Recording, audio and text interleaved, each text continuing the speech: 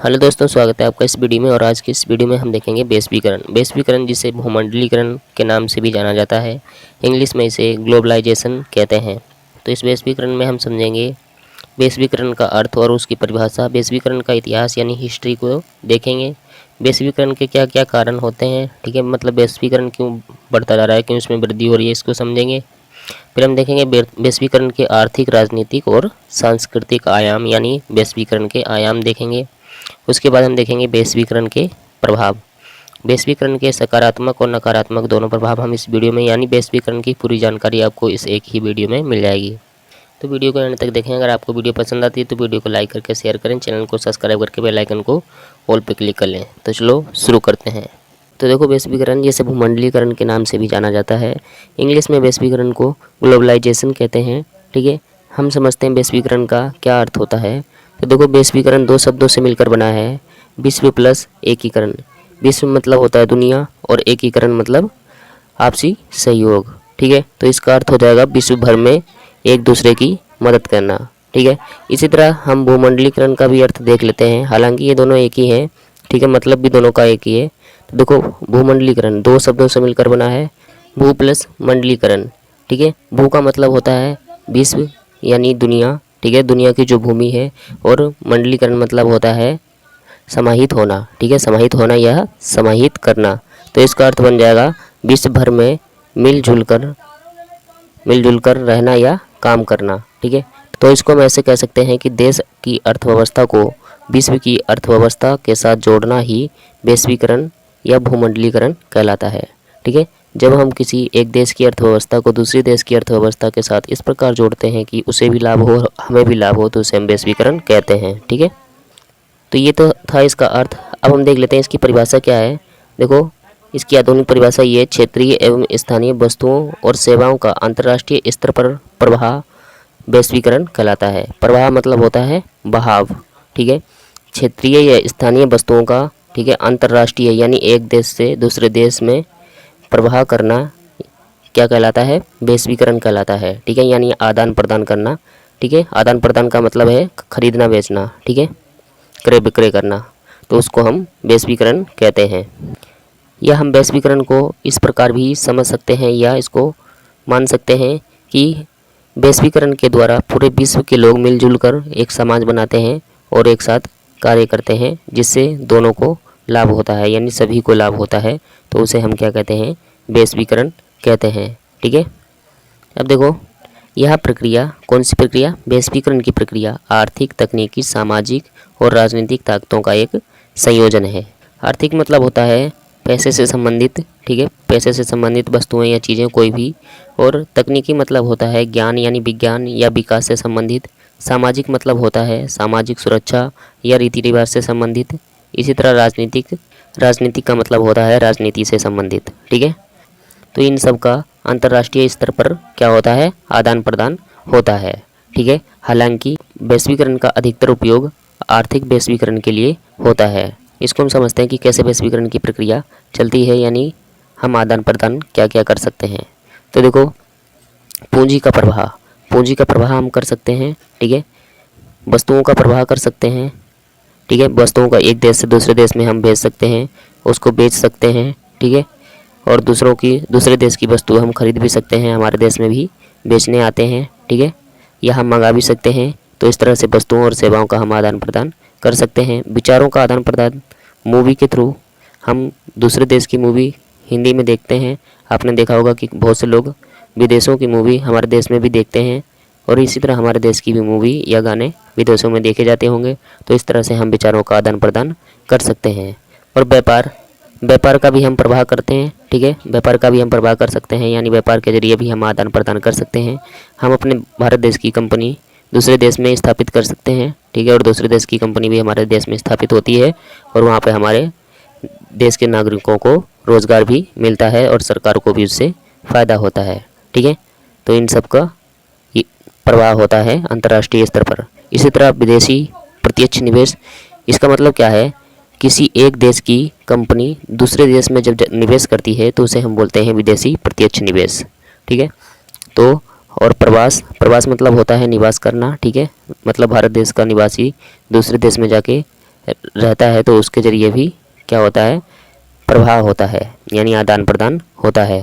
ठीक है, संस्कृति का आदान प्रदान होता है, वो जो वस्तुएं लेके गया है उसका आदान प्रदान होता है, उसके पास जो ज्ञान है उसका आदान प्रदान होता है।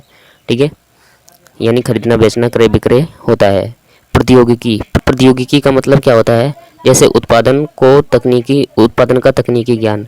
ठीक है, तो इस तरह का प्रौद्योगिकी। तो आई होप आपको ये समझ आया होगा। ठीक है, वैश्वीकरण और उसकी परिभाषा सब। ठीक है, अब हम देखते हैं इसका इतिहास यानी हिस्ट्री। तो देखो, वैश्वीकरण कोई आज की प्रक्रिया नहीं है, यह प्रक्रिया प्राचीन काल से चलती आ रही है। ठीक है, प्राचीन काल में, प्राचीन समय में जो राजा होते थे, राजाओं के काल में अंतर्राष्ट्रीय व्यापार होते थे, अर्थात हम बोल सकते हैं कि एक देश दूसरे देश में व्यापार किया करते थे। इसको हम उदाहरण से समझ सकते हैं। जैसे देखो, यहाँ पे आपको दो सभ्यताएं दिख रही होंगी, एक मेसोपोटामिया और दूसरी सिंधु घाटी सभ्यता। तो 30,000 साल पहले, ठीक है, 30,000 साल ईसा पूर्व सिंधु घाटी सभ्यता, और यहाँ पे जो मेसोपोटामिया में एक सभ्यता थी सुमेरियन सभ्यता। ठीक है, सुमेरियन सभ्यता और सिंधु घाटी सभ्यता के बीच व्यापारिक संबंध थे। इसी तरह गुप्त काल तक यूनान, मिस्र, रोम, ईरान और सीरिया भी भारत में व्यापार करने लगे थे। ठीक है, वैश्वीकरण को जिस रूप में हम आज जानते हैं उसकी वास्तविक शुरुआत 16वीं शताब्दी में हुई थी। 17वीं सदी में वैश्वीकरण एक कारोबार बन गया। ठीक है, 17वीं शताब्दी में वैश्वीकरण को एक धंधा बना लिया गया, यानी कारोबार बना लिया गया, जब डच ईस्ट इंडिया कंपनी, ठीक है, डच ईस्ट इंडिया कंपनी की स्थापना हुई थी। ठीक है, तब 17वीं शताब्दी में वैश्वीकरण ने एक कारोबार का रूप ले लिया था। ये जो डच ईस्ट इंडिया कंपनी थी, ठीक है, ये अंग्रेजों द्वारा बनाई गई थी। ये नीदरलैंड की कंपनी थी, व्यापारिक कंपनी थी। इस कंपनी की स्थापना 1602 में हुई थी। ठीक है, सन 1602 में हुई थी, और इसे 21 वर्षों तक मनमाने रूप से व्यापार करने की छूट दी गई थी। ठीक है, यह भारत में आने वाली पहली यूरोपियन कंपनी थी, डच ईस्ट इंडिया कंपनी। अंतर्राष्ट्रीय व्यापार में उच्च जोखिम के कारण डच ईस्ट इंडिया कंपनी दुनिया की पहली कंपनी बन गई जिसने वैश्वीकरण में महत्वपूर्ण भूमिका अदा की। ठीक है, अंतर्राष्ट्रीय व्यापार में जो नुकसान हो रहे थे, जोखिम उठा रहे थे लोग, ठीक है, उसके कारण डच ईस्ट इंडिया कंपनी दुनिया की पहली कंपनी बन गई जिसने वैश्वीकरण को महत्व पर अपनी भूमिका अदा की। ठीक है, भारत में वैश्वीकरण प्रक्रिया की शुरुआत, ठीक है, हम आपको बता चुके हैं कि वैश्वीकरण की शुरुआत तो बहुत पहले हो चुकी थी। ठीक है, लगभग 16वीं शताब्दी में। ठीक है, परंतु भारत में वैश्वीकरण की प्रक्रिया की शुरुआत कब हुई थी? 1991 में हुई थी। ठीक है, और इसका जनक माना जाता है मनमोहन सिंह को। तो ये तो था वैश्वीकरण का इतिहास। अब हम देखते हैं आगे है वैश्वीकरण के कारण। तो देखो, वैश्वीकरण के कारण को हम देखते हैं, समझते हैं कि वैश्वीकरण क्यों इतना ज़्यादा बढ़ता जा रहा है, क्यों वैश्वीकरण में वृद्धि होती जा रही है। ठीक है, और क्यों हुई है इसमें। तो इसमें पहला कारण है टेक्नोलॉजी और संचार। टेक्नोलॉजी का मतलब होता है तकनीक। ठीक है, टेक्नोलॉजी मतलब तकनीक जैसे फ़ोन, टीवी, कंप्यूटर, रॉकेट, मशीनें, ये सब क्या है? ये तकनीक है। ठीक है, और संचार मतलब होता है आपस में बातचीत करना। जैसे कि हम फ़ोन पे बात करते हैं, ठीक है, एक दूसरे से संवाद करते हैं। व्हाट्सएप पे आप जो चैटिंग करते हो, ये सब किस में आ जाता है? ये सब संचार में आ जाता है। ठीक है, तो इन टेक्नोलॉजी और संचार के कारण वैश्वीकरण में वृद्धि हो रही है। ठीक है, इनमें वैश्वीकरण की प्रक्रिया आसान हो गई है टेक्नोलॉजी और संचार के कारण, जिससे अधिक से अधिक और कम से कम समय में वस्तुओं और सेवाओं का आदान प्रदान किया जा सकता है। ठीक है, और उन्हें बेचा जा सकता है, और व्यापार को भी बहुत जल्दी स्थापित किया जा सकता है। ठीक है, तो टेक्नोलॉजी और संचार एक महत्वपूर्ण कारण है वैश्वीकरण का। ठीक है, दूसरा है पूंजी तकनीक। पूंजी का मतलब सिर्फ पैसा नहीं होता है।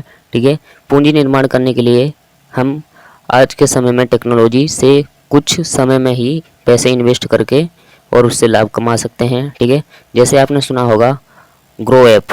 ठीक है, ग्रो ऐप बहुत ज़्यादा तेज़ी से चल रहा है। ठीक है, तो इसमें इन्वेस्ट करके हम पैसे कमा सकते हैं। ठीक है, तो ये टेक्नोलॉजी और संचार के माध्यम से पूंजी का निर्माण करना बहुत ज़्यादा आसान हो गया है। आज लोग video editor, web designing, web editor, ठीक है, आदि जानकारियाँ होने पर अच्छा पैसा कमा सकते हैं। अगर किसी के पास ये सब तकनीक है, ज्ञान है, ठीक है, तो अच्छा पैसा कमा सकते हैं। ठीक है, तो तकनीक मतलब क्या हो गया? ज्ञान यानी टेक्नोलॉजी, ठीक है। तो पूंजी निर्माण करने के लिए वैश्वीकरण में सबसे सहायक क्या है? टेक्नोलॉजी, ठीक है, और संचार। तीसरा है विचार और संस्कृति। हम जब भी कहीं जाते हैं तब अपने साथ साथ हम अपने रहन सहन, खान पीन और अपने विचार, ज्ञान, संस्कृति आदि इन सब को ले जाते हैं, ठीक है। जहाँ भी हम जाते हैं वो हमारे साथ ही चले जाते हैं, वहाँ पे इनका प्रचार प्रसार होता रहता है, ठीक है। अर्थात वैश्वीकरण से कैरेक्टर में भी परिवर्तन आता है, ठीक है, हमारे कैरेक्टर में भी परिवर्तन आता है, ठीक है। विदेशी रहन सहन हम पर हावी हो जाता है और कभी कभी हमारा रहन सहन भी विदेशियों पर हावी हो जाता है। अगर उनको कुछ हमारे रहन सहन या हमारी संस्कृति में अच्छा लगता है तो वो अपना लेते हैं, उन्हें लगता है तो हम अपना लेते हैं, ठीक है। तो इस तरह से विचार और संस्कृति भी इसका एक कारण है। चौथा है वस्तुओं और सेवाओं का स्वतंत्र व्यापार, ठीक है। जैसा आपको पता है कि पहले व्यापार पर प्रतिबंध लगाया जाता था, ठीक है, परंतु अब व्यापार पर कोई प्रतिबंध नहीं है, जिसके कारण वैश्वीकरण में तेजी से वृद्धि होती जा रही है, ठीक है। और लोग व्यापार या निवेश अर्थात आदान प्रदान करके लाभ कमाने में सक्षम हो चुके हैं, ठीक है, क्योंकि व्यापार पर प्रतिबंध नहीं है, ठीक है। और ये स्वतंत्र व्यापार किसकी वजह से स्थापित हो सका है? वो है WTO, ठीक है। WTO यानी विश्व व्यापार संगठन। अगर आपको इसके बारे में नहीं पता है, आप नहीं जानते हैं WTO क्या होता है, तो आप जाके देख सकते हो, लिंक आपको डिस्क्रिप्शन में मिल जाएगा, ठीक है। उस पर हमने एक प्रॉपर वीडियो बना रखी है। पांचवा है आर्थिक उदारीकरण। उदारीकरण का मतलब होता है ऐसे नियंत्रण में ढील देना या हटा लेना जिससे आर्थिक विकास को बढ़ावा मिल सके, तो उसे हम क्या कहते हैं? उदारीकरण कहते हैं। अब क्योंकि आर्थिक उदारीकरण है, इसलिए अब जो विदेशी व्यापारी होते हैं और कंपनियां आती हैं, स्थापित होती हैं हमारे देश में, ठीक है, उन्हें व्यापार करने में कोई समस्या नहीं आती, जिसके कारण वैश्वीकरण तेज़ी से बढ़ता जा रहा है, ठीक है, तेज़ी से बढ़ता जा रहा है। छठा है हमारा राज्य और लोगों का आपसी जुड़ाव।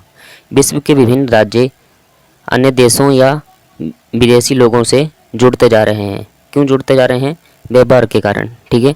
अब कोई भी विदेशी हमारे देश में आता है या कोई कंपनी हमारे देश में स्थापित करती है अपनी, ठीक है, तो क्या होता है, वो हमारे यहाँ की कंपनियों और हमारे यहाँ के लोगों से क्या हो जाता है, उनमें संबंध अच्छे हो जाते हैं, ठीक है। तो जो राज्य हैं, देश हैं, ये आपस में वैश्वीकरण के कारण आपस में जुड़ते जा रहे हैं, ठीक है। तो ये इसके कुछ कारण हैं जो मैंने आपको यहाँ पे लिख दिए और समझा दिए हैं। आगे हम देखते हैं वैश्वीकरण के आयाम। देखो, ये वैश्वीकरण के आयाम जो हैं ये 3 प्रकार के होते हैं: आर्थिक आयाम, राजनीतिक आयाम और सांस्कृतिक आयाम। तो देखो, जो ये आयाम हैं ये नेगेटिव भी होते हैं, यानी सकारात्मक भी होते हैं और नकारात्मक भी होते हैं, ठीक है। तो हमने यहाँ पे सकारात्मक और नकारात्मक दोनों तरह के आपको लिखे हैं और समझाए हैं, ठीक है। तो पहले हम देखते हैं आर्थिक आयाम। तो आर्थिक आयाम में पहला पॉइंट है व्यापारिक प्रतिबंधों में कमी, ठीक है। पहले अधिकतर देशों में आयात निर्यात यानी व्यापार पर रोक लगाई जाती थी, ठीक है, परंतु वैश्वीकरण के आने से व्यापार में प्रतिबंध में कमी आई है, ठीक है। व्यापार में प्रतिबंध में कमी आई है, इसलिए व्यापार तेज़ी से बढ़ता जा रहा है, ठीक है, यानी वैश्वीकरण बढ़ता जा रहा है। आर्थिक आयाम का दूसरा पॉइंट है वीजा नीति। वैश्वीकरण के कारण व्यापार प्रतिबंध कम हो गया। देखो, पहले क्या होता था कि पहले किसी देश में विदेशी लोग जाके व्यापार नहीं कर सकते थे, इस पर प्रतिबंध लगाया जाता था, परंतु अब प्रतिबंध तो हट गया है, परंतु अधिकतर देशों ने अपने देश पर वीजा नीति लगा दी है, ठीक है। वीजा नीति अर्थात किसी देश को उस देश में आयात निर्यात या व्यापार करने के लिए, ठीक है, या वहाँ जाने के लिए वीज़ा लेकर जाना पड़ता है, ठीक है, वीज़ा लेकर जाना पड़ेगा। अगर नहीं लोगे आप तो आपको उस देश में जाने नहीं दिया जाएगा, ठीक है। और उस वीज़ा से क्या होता है, सरकार को फ़ायदा होता है, ठीक है, जिससे उस देश की अर्थव्यवस्था को लाभ पहुंचता है, ठीक है। इसलिए अधिकतर देशों ने वीज़ा का प्रबंध कर दिया है, ठीक है। इसमें तीसरा पॉइंट है हमारा विदेशी निवेश में वृद्धि। वैश्वीकरण के कारण वस्तु, श्रम, पूंजी आदि को एक देश से दूसरे देश में भेजना आसान हो गया है, जिससे विदेशी निवेश में वृद्धि हुई है। आज के समय में आप कुछ ही समय में अपने पैसों को विदेश में किसी भी काम में, ठीक है, विभिन्न कामों में निवेश कर सकते हो, ठीक है। तो विदेशी निवेश में वृद्धि आई है और विदेशी लोग भी हमारे यहाँ निवेश कर सकते हैं। ठीक है, अगला पॉइंट है इसमें सामाजिक विषमता। वैश्वीकरण के कारण छोटे तबकों के लोगों को फायदा हुआ, परंतु सरकार पर निर्भर लोगों पर इसका बुरा प्रभाव पड़ा। जो छोटे तबकों वाले लोग थे उनको तो वैश्वीकरण से फ़ायदा हुआ है। ठीक है, उन्हें रोज़गार मिल गया, विदेशी कंपनी जो आई है उन्हें रोज़गार मिल गया। ठीक है, और वो काम करने लगे, परंतु जो सरकार पर निर्भर थे उन पर इसका बुरा प्रभाव पड़ा। ठीक है, उन्हें नुकसान पहुंचा है। अगला पॉइंट है इसमें पारस्परिक निर्भरता। वैश्वीकरण के कारण लोग आपस में जुड़ गए हैं। ठीक है, जैसा कि हम आप पहले कारण में भी इसको समझ चुके हैं। वैश्वीकरण के कारण लोग आपस में जुड़ गए हैं और दिन प्रतिदिन जुड़ते जा रहे हैं। कोई कंपनी किसी से जुड़ रही है तो कोई व्यापारी किसी व्यापारी से जुड़ रहा है, या कोई व्यापारी जनता या राज्य से जुड़ रहा है। एक दूसरे के साथ व्यापार कर रहे हैं और वस्तुओं का क्रय विक्रय कर रहे हैं, जिससे पारस्परिक निर्भरता में वृद्धि हो रही है। ठीक है, पारस्परिक निर्भरता में वृद्धि हो रही है, ये बढ़ती जा रही है। ठीक है, वैश्वीकरण के कारण। अगला हमारा राजनीतिक आयाम। तो राजनीतिक आयाम में पहला पॉइंट हमें दिया है राज्य की प्रकृति में बदलाव। वैश्वीकरण के कारण राज्य की प्रकृति में बदलाव आया। ठीक है, अब राज्य कल्याणकारी राज्य में हस्तक्षेप कम हो गया है। जो विदेशी कंपनी या व्यापारी हमारे देश में आए हैं, व्यापार कर रहे हैं, ठीक है, उनसे राज्य को कोई लेना देना नहीं है। राज्य को उनसे सिर्फ एक ही बात का मतलब है कि उनसे टैक्स लेना है। ठीक है, तो टैक्स लेना है, राज्य को बस इतना ही काम रह गया, थोड़ा मोड़ा काम रहता है। वैसे अब राज्य का कोई खास काम नहीं रह गया है, यानी राज्य अब हस्तक्षेप नहीं करती है। ठीक है, राज्य का हस्तक्षेप कम हो गया है। दूसरा पॉइंट है विकास और तकनीक में वृद्धि। वैश्वीकरण के कारण विकास और तकनीक में वृद्धि हुई है। कुछ विद्वानों का मानना है कि विकास और तकनीक के कारण राज्य या देश के कार्य करने की क्षमता में वृद्धि आई है। ठीक है, जैसे जैसे वैश्वीकरण बढ़ता जा रहा है वैसे राज्य या देश के कार्य करने की क्षमता में वृद्धि आई है। ये वृद्धि किस तरह से आई है उसको हम देखते हैं। जैसे राज्य अपने नागरिकों से जुड़ पा रहे हैं अब वैश्वीकरण के कारण, और उनकी सूचना प्राप्त करके उनकी समस्याओं का हल कर पा रहे हैं। ठीक है, ये सब किस लिए संभव हो रहा है, किस कारण से संभव हो पा रहा है? वैश्वीकरण के कारण। ठीक है, तकनीकी विकास के कारण राज्य अपनी कमियों को सुधार पा रहे हैं। ठीक है, जब से वैश्वीकरण आया है तब से राज्य अपनी कमियों को सुधार पा रहे हैं, यानी अपनी कमियों को सुधारने का मौका मिला उन्हें। और यहाँ पे आपको सही से लिख लेना है, और नागरिकों के लिए काम करने हेतु अग्रसर हो रहे हैं राज्य। ठीक है, अगला है पूंजीवादी अर्थव्यवस्था। राज्य ने पूंजीवादी अर्थव्यवस्था को अपनाया है। राज्य के कामों में कमी आई है। ठीक है, राज्य के कामों में, क्योंकि राज्य में पूंजीवादी अर्थव्यवस्था आ गई इसलिए राज्य के कामों में कमी आ गई, जिससे राज्य के काम सीमित हो गए हैं, यानी कुछ ही राज्य के काम बचे हैं। पूंजीवादी अर्थव्यवस्था अर्थात उत्पत्ति के सभी साधन पर अब राज्य का नियंत्रण नहीं रहा, अब वो प्राइवेट हो गए हैं, यानी निजी स्वामित्व वाले हो गए हैं। उत्पत्ति के जितने भी साधन हैं, ठीक है, उन पर किसका नियंत्रण होता है? या तो किसी व्यापारी का नियंत्रण होता है, या तो किसी कंपनी का नियंत्रण होता है। ठीक है, तो राज्य का कोई हस्तक्षेप नहीं है। राज्य के काम क्या हो गए हैं? सीमित हो गए हैं, यानी कम हो गए हैं। अगला है बाजार का महत्व बढ़ा। वैश्वीकरण के कारण बाजार का महत्व बढ़ गया है। वैश्वीकरण के कारण राज्य की जगह कल्याणकारी बाजारों ने ले ली है। फिर भी राज्य शक्तिशाली होने के साथ विज्ञान और तकनीक की सहायता से अपनी कमियों को सुधार रहे हैं। ठीक है, क्योंकि वैश्वीकरण के कारण खरीदना बेचना बहुत आसान हो गया है। ठीक है, इसलिए वैश्वीकरण राज्य की जगह किसने ले ली है? कल्याणकारी बाजारों ने ले ली है। ठीक है, परंतु इसके बाद भी राज्य शक्तिशाली हैं। ठीक है, तो ये थे हमारे राजनीतिक आयाम। अब हम देखते हैं सांस्कृतिक आयाम। तो सांस्कृतिक आयाम में पहला पॉइंट दिया है संस्कृति पर प्रभाव। ठीक है, देखो संस्कृति पर प्रभाव पड़ रहा है वैश्वीकरण के कारण। हमारे खाने पीने में बदलाव आ रहा है। पहले आपको पता है कि हम ज़्यादातर रोटी पे ध्यान देते थे। ठीक है, घर में जो बनता था उसी पे ध्यान देते थे, परंतु आजकल हम जैसे बर्गर पिज़्ज़ा इन सब पे ज़्यादा ध्यान देते हैं और ये सब ज़्यादा अपने खान पान में इस्तेमाल करते हैं। ठीक है, इसके अलावा रहन सहन में बहुत ज़्यादा बदलाव आ रहा है। आजकल हमारे संस्कृति से संबंधित कपड़े नहीं पहने जा रहे हैं। आजकल की लड़कियां जीन्स पहन रही हैं, लड़के भी जीन्स पहन रहे हैं। लड़कों का तो चलो चलता है, लड़कियां उन पे कुछ सूट नहीं करता हमारी संस्कृति के हिसाब से, ठीक है। तो ये इस पर एक बुरा प्रभाव है, ठीक है। छोटे छोटे कपड़े पहने जा रहे हैं जो कि हमारी संस्कृति को बर्बाद कर रहे हैं, ठीक है। तो इस तरह से हमारी संस्कृति पर प्रभाव पड़ता है। अगला पॉइंट है इसमें रूढ़िवादिता का अंत। रूढ़िवादिता का मतलब होता है पुरानी सोच। देखो, रूढ़िवादिता के अंत के कारण हम अपने रीति रिवाजों को भूलते जा रहे हैं, ठीक है। हम अपने रीति रिवाजों को भूलते जा रहे हैं। आजकल लोग मंदिर मस्जिद जाने की बजाय कहाँ पहुँच जाते हैं? फ़िल्म देखने, ठीक है। फ़िल्म देखना ज़्यादा पसंद करते हैं, मंदिर मस्जिद जाना बिल्कुल भी पसंद नहीं करते हैं, ठीक है। और भी जो पुरानी सोचें थी, हमारे रीति रिवाज थे, उन सब को भी हम धीरे धीरे भूलते जा रहे हैं और नए नए रीति रिवाजों, विदेशियों के रीति रिवाजों को अपनाते जा रहे हैं, ठीक है। रूढ़िवादिता का मतलब आप ये बिल्कुल मत निकाल लेना कि पुरानी सोच, मतलब पुरानी सोच का मतलब ये बिल्कुल नहीं है कि विकास की तरफ आप ना बढ़ो। इसका मतलब सिर्फ ये है कि हमारी संस्कृति को बना रखो, हमारे समाज को उसी हिसाब से बना रखो जिस हिसाब से हमारे लिए सही हो। आप एक बात ध्यान रखो कि सोच नहीं रखो, परंतु संस्कार पुराने रहने चाहिए, ठीक है। क्योंकि आजकल जो सोच है, सोच तो अच्छी है नई, परंतु संस्कार जो हमारे बदल रहे हैं वो हमारे लिए ठीक नहीं है, वो हमारे लिए घातक सिद्ध हो सकते हैं और होते भी हैं। अगला है जीवन शैली में बदलाव। जैसे देखो कि मान लो कोई गांव में रहता है तो उसे पता नहीं है कि घर कैसे बनाना है, ठीक है। तो घर बनाने के लिए क्या वो विदेशी को ही देखेगा या शहर का कोई घर देखेगा कि मुझे ऐसा बनवाना है, ठीक है। तो इस तरह से जीवन शैली में भी धीरे धीरे बदलाव आता जा रहा है वैश्वीकरण के कारण। अगला है त्योहारों का प्रचार प्रसार। वैश्वीकरण के कारण त्योहारों का प्रचार प्रसार हो रहा है, ठीक है। हमारे त्यौहार विदेशों में भी अब मनाए जाने लगे हैं और विदेशों के त्यौहार भी हमारे देशों में मनाए जाने लगे हैं, ठीक है। तो त्योहारों का प्रचार प्रसार भी वैश्वीकरण के कारण हो रहा है, ठीक है। तो ये थे इसके सांस्कृतिक आयाम। अब हम देखते हैं वैश्वीकरण के प्रभाव। तो देखो, वैश्वीकरण के सकारात्मक और नकारात्मक दोनों तरह से प्रभाव पड़े हैं।